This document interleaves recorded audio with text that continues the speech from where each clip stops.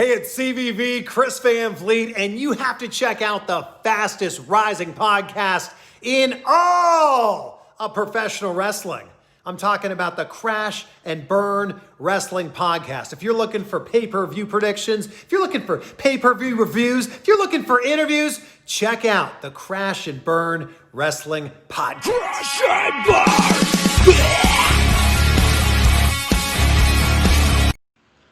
Hello there, everybody. Welcome back to another Friday edition of the Crash and Burn Wrestling Podcast, the fastest wrestling podcast in professional wrestling, where we'll be talking about All Elite Wrestling 2019's all-out pay-per-view event.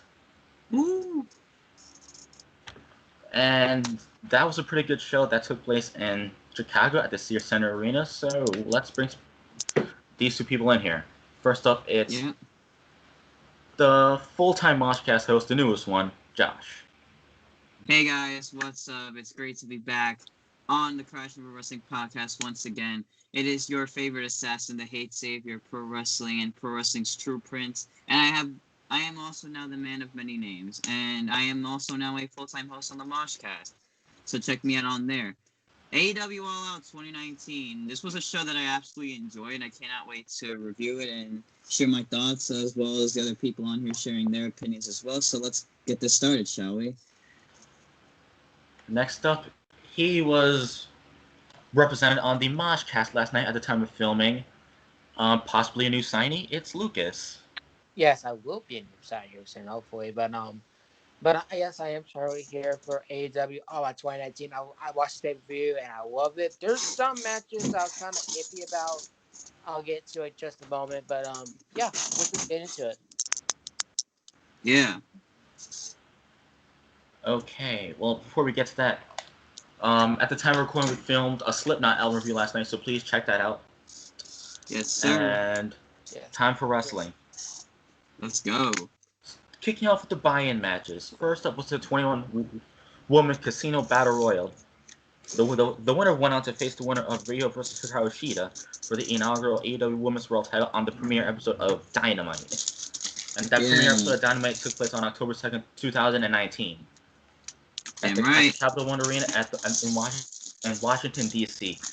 The winner of this Battle Royal was Nyla Rose, who won by last eliminating Dr. Britt Baker, DMD. And Josh, what is your opinion on this match? As I sit here and chew my chips. Go ahead, please. This was a good match. I wanted Britt Baker to win, most importantly, because I've been a fan of her since her indie scene, but Nyla Rose actually impressed me in this match. She really stood out all the rest, and she dominated. And even though, which it did lead up to the match being Riho versus Nyla Rose for the women's title at the first Dynamite episode in DC, I was still impressed by Nyla Rose in that match, even though she fell short after the championship match happened, where she lost to Riho. But yeah, Nyla Rose dominated. I thought this match was a good way to kick it off. Go for it, Atencio. Did Austin Kong win this? According to Josh, yes. Yeah. I was shocked that Austin Kong came in. Like, that was actually pretty cool, actually. But I legit wanted Britt Baker to win, but Nyla Rose kind of impressed me a little bit. And even though she watched the match and everything against Rio and everything, but it was not bad at all. But yeah, it was just a battle royal. Like, what do you expect from Battle Royal? You expect some surprises, or do you expect some predictability? And Nyla Rose won this match with kind of predictability a little bit, but it is what it is. All right, yep. This was a good way to kick off the buy-in, and Nyla Rose picked up the win, but she didn't win, and I wasn't going for her to win the AEW Women's title for the first time. Right. Isn't she with Big Guerrero now? Yes. And I was going for Britt Baker to win this Battle Royal. All right, next buy-in match. Private Party defeated Angelico and Jack Evans in a tag team match. Denker, go ahead. This was a good match. Two of the best teams in the tag team division. You got the H2, a very underrated tag team in AEW at the moment, and Private Party. They're a great tag team. After watching them on the indie scene, I've been a huge fan of them ever since. It was a great tag team match. I like the athleticism from Private Party. Just their moveset, their charisma is great, and they always know how to put on a solid tag team performance. It was a great match. All right, Lucas. It was a fun little tag team match. I definitely was impressed of the Private Party, aka the great value of the Street Profits. But yeah, I really enjoyed this match. Like, I like the athleticism in this match. You know, Private Party is one of the most athletic tag teams in the AEW, and I want to see him tag team champions against the Young Bucks. But I don't see it right now. Right now, against the Young Bucks, maybe a little bit sooner. Not sooner, but a little bit later on.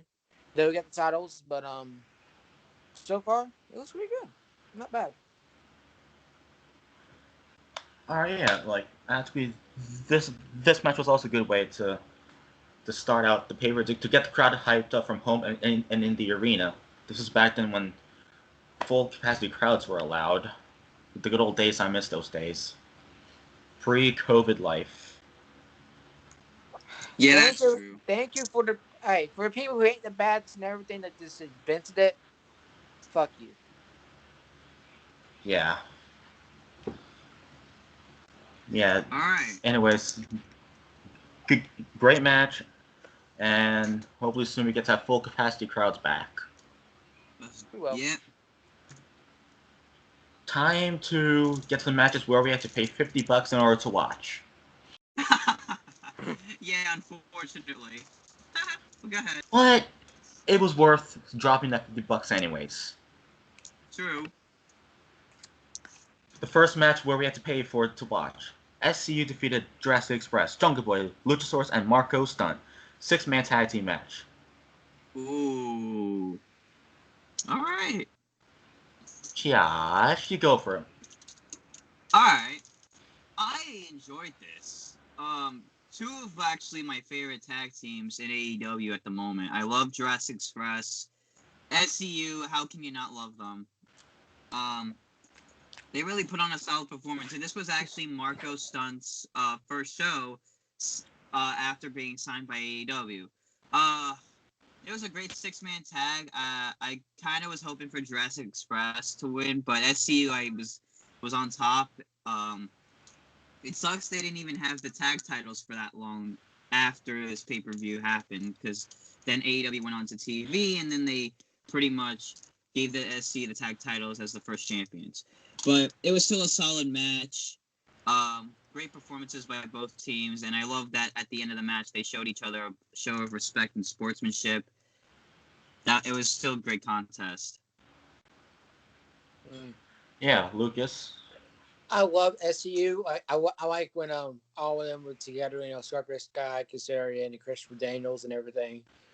And the thing is, I love like when they're on being the elite, and they said, "This is the worst town I have ever been in." And I always love SCU, like just them just being absolute jerks and everything. Jurassic Express. This is my first time watching Jurassic Express, I believe. And I really got into them in this match. They really impressed me. I think Luchasaurus was in Lucha Underground, I believe, if I'm not mistaken. I think so, yeah. But like seeing him at AEW now and seeing one of the biggest like rising stars and everything, that definitely does impress me. How he just just be like that and everything. And Jungle Boy very impressed me and everything. Jungle Boy is definitely a great athletic guy that could be TNT champion if he wanted to. Marco Stunt, I don't know how old this man is. He looks like he's a straight up 16-year-old. I'm gonna say that he looks like a 16-year-old. Yeah, he straight up looks like a high school team, just straight up. Like, I don't know. I'm not really into Marco Stunt, but definitely Jungle Boy was the source I'm into. It was a great match, though. Yeah. Yeah, this was a good way to kick off the show they had to pay $50 for. And at least it got the crowd not regretting to drop that $50. Right. the crowd from home. That's right. So at least they're proud to spend their money on it. And then like I'll do it again for when Revolution comes up. Stay tuned for the predictions episode, by the way. Yes, sir. February 26th.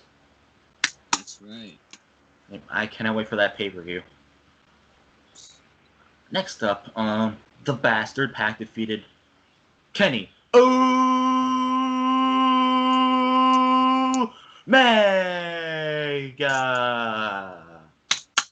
Not bad at all. in a singles match, and it was by referee stoppage. Yeah. Yeah, by the Brutalizer. So technically, it was a submission. Technically, yeah. Yeah. Go ahead, Lucas. well, technically, it's a submission. Basically, he didn't tap out or nothing. He basically just passed out. Once he went to sleep, but definitely slept well. Basically, he definitely slept well. But it was a great match. This probably is match of the night for me.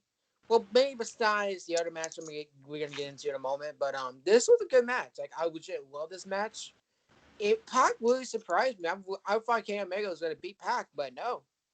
Pac beat Kenny Omega with the Black Arrow and then the Brutalizer. Like, that is just great. And the match is good. But there's some spots I was kind of like, oh shit about. Like, for example, like when Pac went over the rope, do a flip and everything.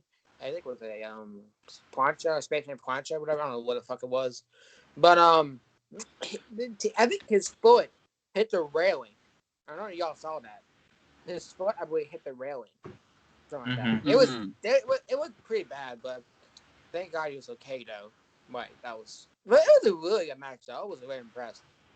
But this is probably the best like non-hardcore match of AEW. I'm not gonna lie for this match. I ain't gonna lie. Right. Yeah, go ahead, Tanker.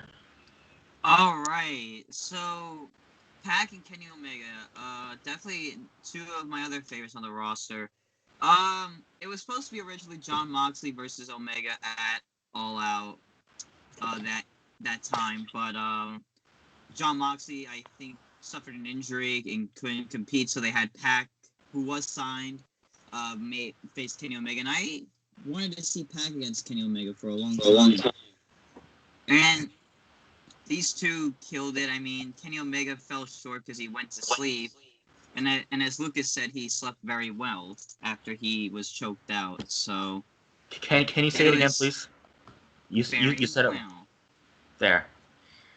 There you go. And, yeah, it was still a great match. Pac killed it. You can't beat the Bastard. So originally, what I remember is that Jon Moxley was originally scheduled to compete in this match, but he had an injury and Pac replaced him.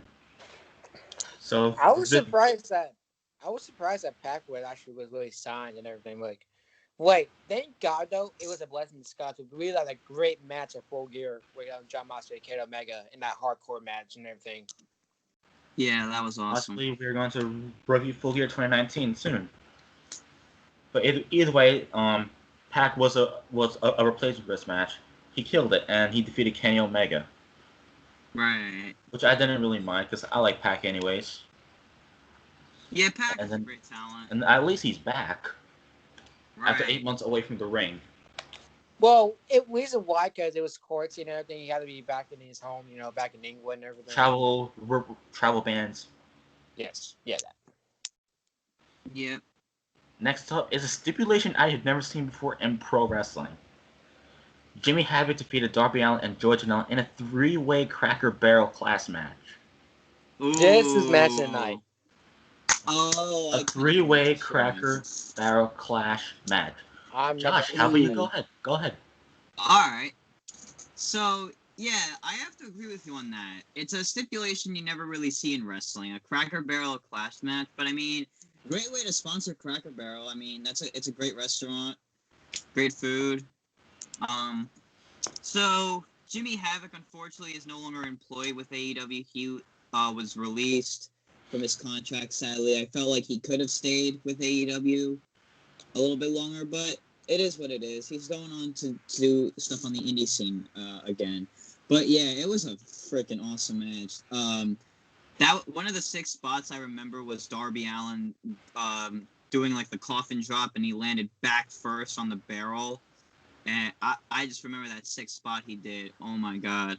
It was like it was like a different type of hardcore match. That's what I'm gonna explain it as. It was a fire match, to be honest. It really had a lot of action, back and forth, and precipitation, and it was a great match. Jimmy Havoc won.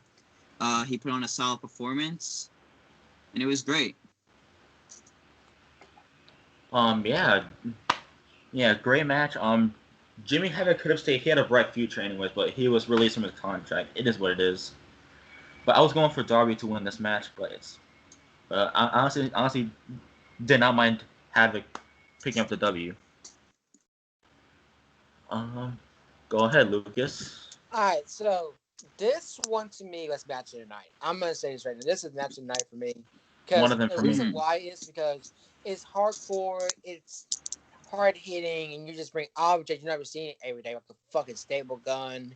You don't see tape every day. Everything like that. And Judge Noah begging for that staple gun and everything, that just was brutal, man. Like imagine getting this. Just imagine getting a staple gun like that just on your shoulder and everything. Like that, you will never take that spot. Hell, I might take that spot actually, but I don't know. But that's a great match. Darby Allin with the coffin drop to the steps and everything with the Cracker Barrel breaking over him. That was a brutal spot. The Acid Rainmaker, my name, Acid Rainmaker to the Cracker Barrel and thank to Judge and I believe, and that was a great match. Like I wanted actually Darby to win or Janela, but I didn't really want Havoc to win because Havoc is actually really good, but too bad he got released from his contract. I don't know why. Because they should really use him more. Like they legit should have used him more, in my opinion. Like they really didn't use him anyways. Like he was a great talent. But it is what it is. Judge now doing this thing with Sonny Kiss. I don't know what he's doing with Sonny Kiss anyways, but I'm not gonna get into that. But with Darby Allin's been killing it. Ever since that match with Cody, I really got into Darby Allin. Like he has killed it. Like I wanted to see his AEW World Championship, but TNT Champion's good with the start off with. Yes, Darby Allin is really one of the best superstars on AEW right now. I love him a lot. Yeah, he's one of the best talent on the roster. He's one of the best, especially with his skateboarding talent. Like he's really cool with that. Yeah. I want to know how he's still alive around those bumps he takes. Yeah, and he has a cool entrance theme song and a cool face paint. Yeah, and he has a cool That's entrance awesome. where he comes out on a skateboard. Yeah. I'm watching why it's his face paint. Because there's a story about it. The reason why he has a face paint because he was in a car crash and everything, and he feels like his body's like half dead. Well, he feels like he's dead inside, like half dead basically. So that's why his face is painted like that. Okay. All right, next up, the Dark Order defeated Best Friends in a tag team match and the winners receive a first round bye at the AEW World Tag Team Title Tournament. Yeah. Go ahead, Josh. This match was okay. I was kind of hoping Best Friends would have taken the W. I wasn't really. This was kind of one of the matches that really didn't excite me to get myself pumped up, all excited. But I was happy for the Dark Order. They were a team that debuted at the very first pay-per-view, Double or Nothing. And if you don't remember, they actually changed like the Dark Order's setup. They don't really have those mysterious minions that they used to have. They changed like the entire thing where they had actual independent wrestlers be like the members of the Dark Order. So but this was kind of like the early start to the Dark Order. Like this is kind of like your introduction, kind of like to the Dark Order. And I've been a Dark Order fans ever since like they changed it up and stuff. But it was still a good match. I wouldn't say it was the greatest, but it was good either way. All right, go ahead, Lucas. Had you the Dark Order, Dark Order song right there for a second there. But man, I don't know why, but back then I didn't really get into Dark Order game. I think when RP to Brody Lee. When Brody Lee came in, that's when he came in, and that's why I legit love Dark Order. And you know, I legit love Dark Order because behind the scenes they're pretty fun. Like Brody Lee and all of them, they know how to put a good time being the elite and everything. Too bad, his one problem's got the best of Brody Lee. Hope his family is doing well and everything. Right. But best friends, I love them, but I feel like they can go solo in my opinion. But that's just my opinion about it. I think Cassie can go solo and everything. Because Cassie's really good. I think he's a really good solo guy because Cassie's one of my favorites actually right now. So yeah, like it was a good match. It was decent. It's not the worst match. We'll get into that match in just a moment. There was one match that pissed me off in that card. Okay. Yeah. Yeah. This was a solid match, and Riho defeated Hikaru Shida in a singles match. The winner went on to face Nyla Rose, the winner of the Casino Battle Royal for the inaugural AEW Women's World Title premiere episode Dynamite. So on October 2nd, it was Riho versus Nyla Rose, and I thought this was a good match. Another banger. I don't have much to say about it. Go ahead, Josh.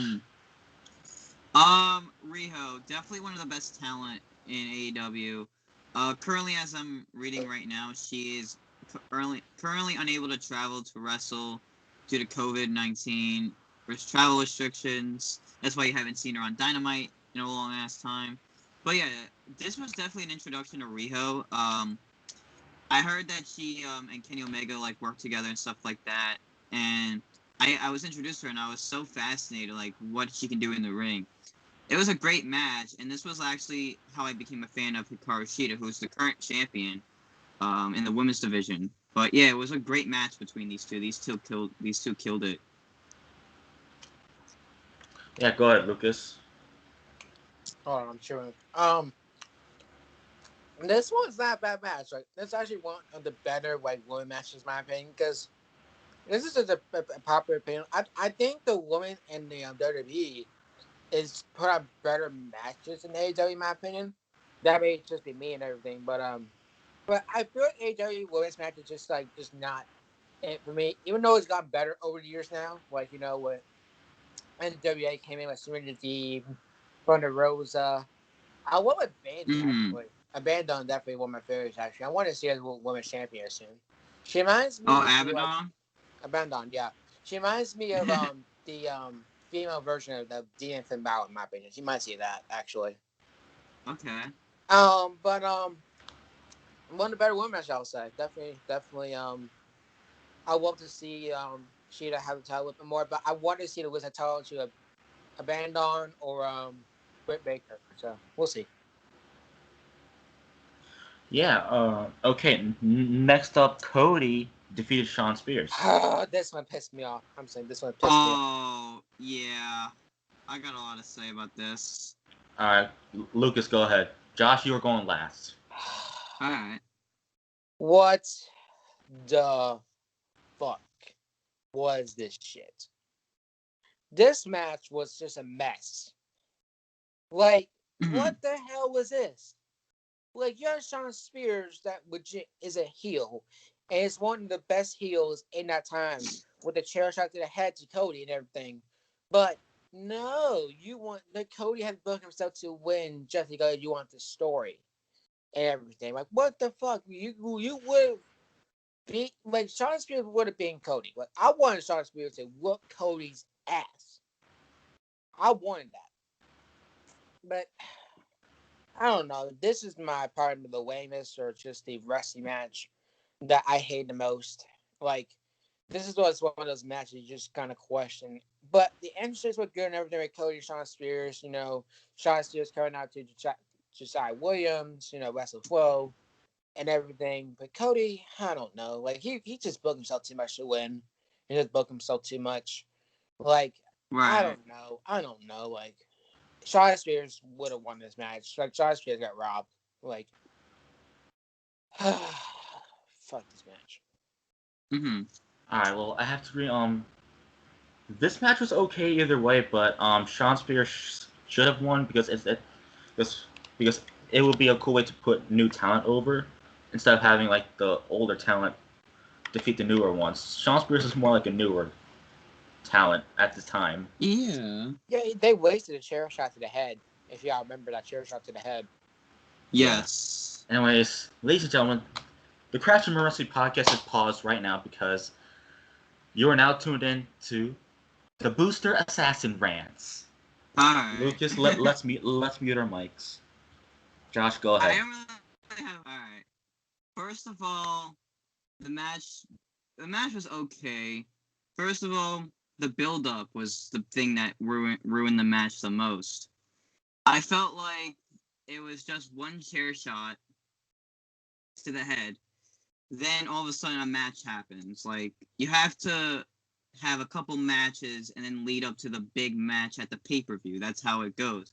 You tell a great story and you tell a great match as well, and then you lead it up to a big pay-per-view, like All Out. But I felt like it happened way too early. I felt like at Fyter Fest, it was Cody and Darby Allin in Darby Allin's first match. Sean Spears comes out, turns heel out of nowhere, hits Cody in the head with a chair, and Cody's like gushing blood from his head. And it didn't make sense how after one chair shot, Tony Khan's like, oh, let's book a match at All Out. It will be Cody versus Sean Spears. I'm like, you have to tell a story first, how it started. But I guess you could say it kind of did because they showed like the flashback from Fyter Fest. So I guess that was the good part. But I agree with what you guys said about Cody booking himself. I felt like they need to book sometimes they don't need to book themselves to win, like Kenny Omega, for example. But we could still at least see them with the titles. But yeah, it was a good match. It wasn't like my favorite out of the whole show. It was okay though. I'm not gonna go crazy over it.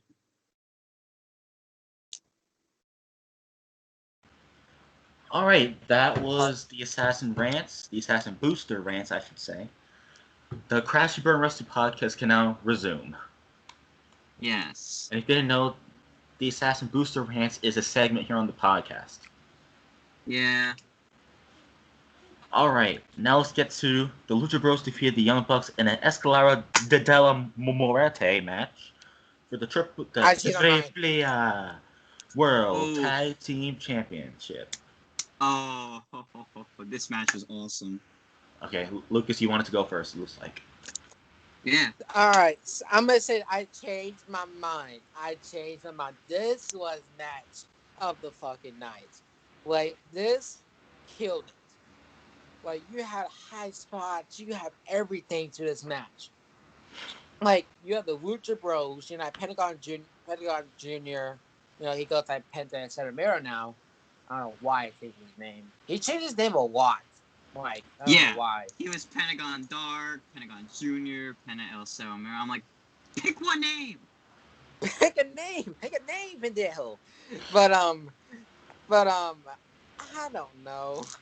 Like, this was a great match. You had the Young Bucks there, they mocking their masks and everything, and Young Bucks, ripping Pentagon's mask off. But it didn't matter. Pentagon Jr.'s like, I'm just gonna push him off. It doesn't matter. But this was match of the night. You have that package pile driver to the ladder. I want to call it Zero Mercy. That's what I call it in my opinion. But this was really good. Like, the Bucks almost won, but thank God it didn't. And I think Mac Jackson took a nasty bump it was Nick Jackson. I think Nick Jackson took the big bump to the table. It was a brutal spot. He missed the one table when he just went on the other table, and he went in pretty badly. That was a brutal spot. But the Lucha Bros won the titles and everything, and then out of nowhere, you get two people in like a Bill Clinton kind of mask or whatever mask it was. Who was it? Santana and Ortiz. Man, that Don't was forget that. surprising. You got the newer version of LAX coming in, and they were Mhm. hot. Like they coming in hot and everything. I think like a month before after that, they performed Wyatt with Chris Jericho. Now with the Inner Circle and everything. But Yep. holy shit, this was a great match. Like Santana Ortiz is actually surprised he going into this match. I was like, who the fuck is in those masks? The political masks. I was like. And I was like, oh, it's Santana and Ortiz. They just lost their TNA tag team championships and everything. So yeah, it was very good. Yeah. Go ahead, Josh. Yeah, I agree. This was one of the best matches of the night. One of my favorite tag team rivalries. These two told a great story. And yeah, like I said, this was the AEW debut of Santana and Ortiz, just as they were released from their Impact Wrestling contracts. I love this whole match in general. The back and forth action, the extreme, the hardcore. It was a great tag team match. So in my opinion, I think this one was better than the one they had at Double or Nothing. It was still just as good, but I think the one at All Out was way better. But yeah, I really enjoyed when Santana and Ortiz debuted. That just kind of made the night, and I kind of knew they were gonna debut because, like, where else would you go besides AEW? Like, everybody was headed to AEW at that point, so it was best to fit them in the tag team division, and they're doing really well as the Inner Circle now.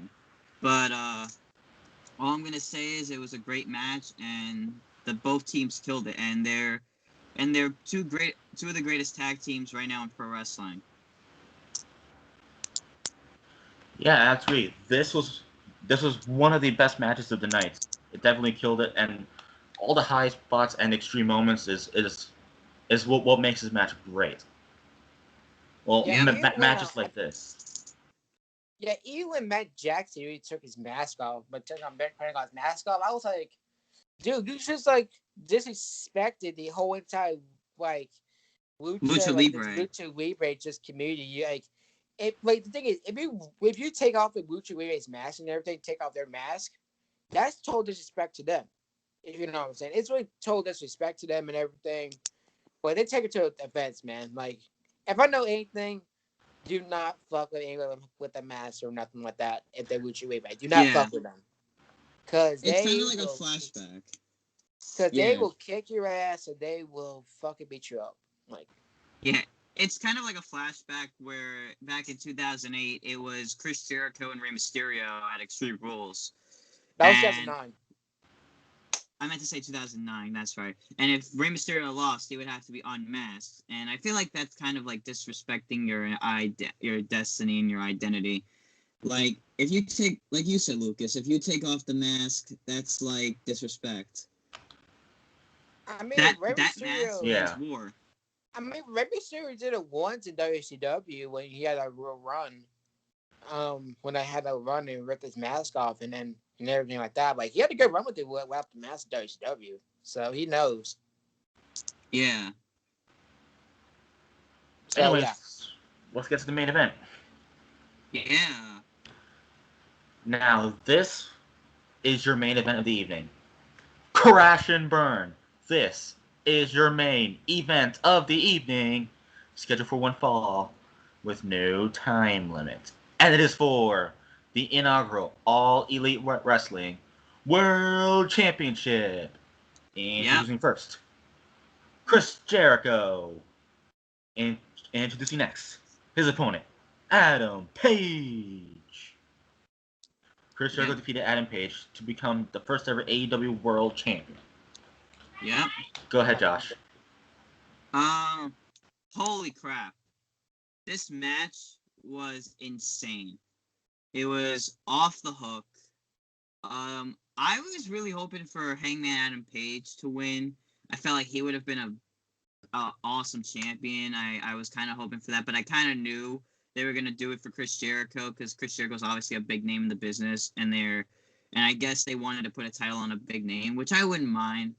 I mean, I enjoyed Jericho's reign as champion until he lost it to Jon Moxley at Revolution last year in 2020. It was still a good match either way. Hangman put on a solid performance. Hopefully he wins the title. Hopefully in the future. I really want to see him win the world title. He's definitely world title material. You can't go wrong with Hangman and Page. He's one of the best wrestlers out there, and he's one of the best wrestlers on the roster. It was a great way to end off the show, and this was the birth of the Inner Circle. Yeah, that's great. This was a good way to end off the show and the birth of the Inner Circle. Well, it was starting from there, and then I believe they formed on October 2 or 9th episode of Dynamite. Either one. It was I think the very first one, and then they added MJF later on and stuff like that. Yeah. All right, go ahead, Lucas. Yeah, definitely. This match was not match night for me, but this one was not bad at all. Like, Heyman Page coming out to a horse, Chris Jericho coming out to Judas and everything. Like, that's just two good entrances. I don't care what Chris Jericho comes out to. Like, how he comes out, he can walk out of fucking, like, thong and everything. But the Judas is a great song for a theme song. Like, that way, Judas is definitely going to be up there for a great theme song. Even though I feel Edge or Triple H is going to take the cake for me for best theme song, but definitely Chris Jericho and Judas is going to be up there in my opinion. But holy shit, what a match, though. Like, Chris Jericho killed in this match, though. Like, and Page killed it too, but, Chris Jericho was going to be the winner because, and I said before with Jason and everything, before we had the kind of talking and everything, I said that that it was too early for Adam Page to have a title. Like, it was just too early, man. You know what I'm saying? It's just too early to have the title and everything. Like you don't expect, like, Adam Page to win his title, when he first came in and everything. But Chris Jericho is just a veteran. Like, having a veteran's champion is not bad at all once you think about it. So, yeah, like, this is the birth of Inner Circle. You have, like, back then, you had Jake Hager. You had, oh, Jesus Christ. Little cameo from, Wyatt. But, you got one from, Jake Hager, Santana Ortiz, and Jericho. Then you add, Sammy Guevara, and then MJF and Laura. I feel they're going to break up here soon with, Sammy Guevara and, MJF and everything. But, it is what it is. All right, that was it for the AEW All Out 2019 review. Now let's get to the rankings. I'll give this show at least 9 out of 10. Because, there are some because of the Cody win, but otherwise it was a good show after all. Josh, what is your ranking? When I watched the show, I said it was a 10 out of 10, despite the Cody Rhodes match with Shawn Spears. But I'm gonna give it a 10 out of 10. I thought it was a great show, and it was kind of a great way to start a new revolution, a new way of introducing a wrestling brand that you never really heard before. Okay. Antwan's not here. Yeah, I give it a 10 out of 10, despite the Cody match. Yeah. Lucas, what is your ranking? This is not a 10. I'm going to say it. This is obviously not a 10. I don't know why what the 10 came from your head. I don't know. Josh is so sweet. Yeah, he probably is. He tried thinking of the perfect 10, definitely. But 10. You are not Shawn Spears. 10. Fuck you. Yeah, I'm gonna give it probably 8.5 out of 10. Like, there are some matches that you just kind of like decent and everything. Then you got that Cody match that just brought it down. If it wasn't for the Cody match, if it was a little bit better, I would give it a 9 or 9.5. But this one was an 8.5 out of me. It wasn't bad at all, but that Cody and Shawn Spears match just pissed the fuck out of me, and it still does. It still pisses the fuck out of me. Yeah. All right, now that the review's over, now let's say goodbye to the viewers. Thanks for watching this episode of the fastest wrestling podcast in pro wrestling. I almost said loudest. Loudest. Okay, I can be loud. Thank you for watching another great episode of the fastest wrestling podcast in professional wrestling, the Crash and Burn Wrestling Podcast, where we talked about AEW All Out 2019. which was a pretty good show after all, in general. Anyways, subscribe to the Crash and Burn Wrestling Podcast. Subscribe to the Moshcast, the loudest podcast in all music, where you can catch all of us here talk about some album reviews from all genres, from some of your favorite artists, and occasional band interviews. Our goal for the Moshcast is to gain 100 subs by 2021, so if you can please support us on there, much appreciated. Yes. But of course, subscribe to the Crash and Burn Wrestling Podcast to see us talk about some wrestling. Yeah. All right. So otherwise, follow myself, Lucas, Josh, everyone from the Moshcast and Crash and Burn. Yeah. That's my outro. Play Minecraft. Josh, you go for it. Alrighty, guys. The Assassin would like to thank you guys for watching the fastest rising podcast in all of professional wrestling, the Crash and Burn Wrestling Podcast. We hope you guys enjoyed as we reviewed AEW's All Out 2019. Tell us in the comments below what you guys thought of the show and your opinions. We'd like to hear what you guys thought as well. Subscribe to the loudest podcast in all of music, the Moshcast, where you can catch myself, Jason, and a bunch of other of our favorite metalheads. Follow everybody from the Crash and Burn Wrestling Podcast, such as myself, Lucas, and Jason, as well as everyone from the Moshcast. Keep crashing and burning, keep moshing. Stay tuned for more episodes. And like Jason said, our main goal for the Moshcast this year is to get 100 subscribers. So if you have any, if you love music and if you want to watch the podcast and or if you want to get into new music. Yeah. Or if you're one of those people that is open to anything. Yeah. Like Jason said, if you're a Minecraft player, play Minecraft. If you like video games, keep playing video games. If you like wrestling, keep enjoying your love for wrestling. And this is the Assassin. And if you like music, enjoy your music. Yeah.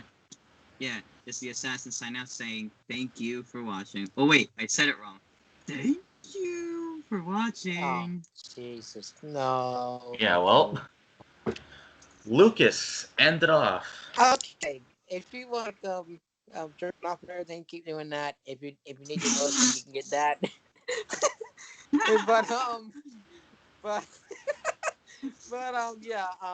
Thank you for watching this episode of the Crash and Burn Wrestling Podcast. You know, just a quick little episode of AEW All Out and everything. You know, nothing special, just nothing special and everything. But yeah, thank you for having me over here. You know, it's a great honor to be over here and everything. I kind of forgot I had an episode. I was like, oh, shit.